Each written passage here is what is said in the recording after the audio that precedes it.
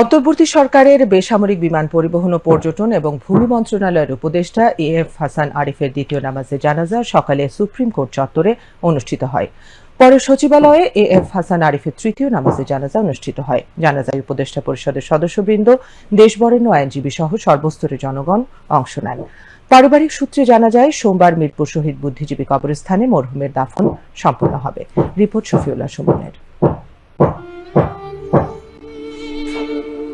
সকাল 11টায় সুপ্রিম কোর্টের ইনার গার্ডেনে নিয়ে আসা হয় অন্তর্বর্তী সরকারের বেসামরিক বিমান পরিবহন ও পর্যটন এবং ভূমি মন্ত্রণালয়ের উপদেষ্টা এএফ হাসান আরিফের মরদেহ।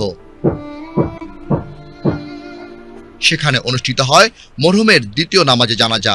জানাজায় অংশ নেন প্রধান বিচারপতি সৈয়দ রেফাত আহমেদ, পররাষ্ট্র উপদেষ্টা মোহাম্মদ তৌহিদ হোসেন, জ্যেষ্ঠ আইনজীবী doctor Kamal Hossain, supreme court আইনজীবী সমিতির সভাপতি ব্যারিস্টার মাহবুবউদ্দিন খোকন সহ বিভিন্ন রাজনৈতিক দলের নেতৃবৃন্দ ও নানা শ্রেণী পেশার মানুষ।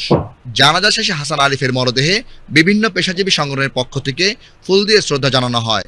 পরে হাসান আরিফের মরদেহ নিয়ে যাওয়া হয় সচিবালয়ে।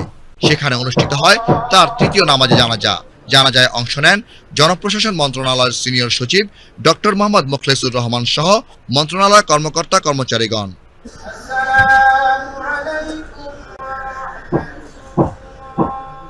এর আগে হাসান আরিফের বর্ণাঢ্য কর্মময় জীবন নিয়ে স্মৃতিচারণ করা হয়।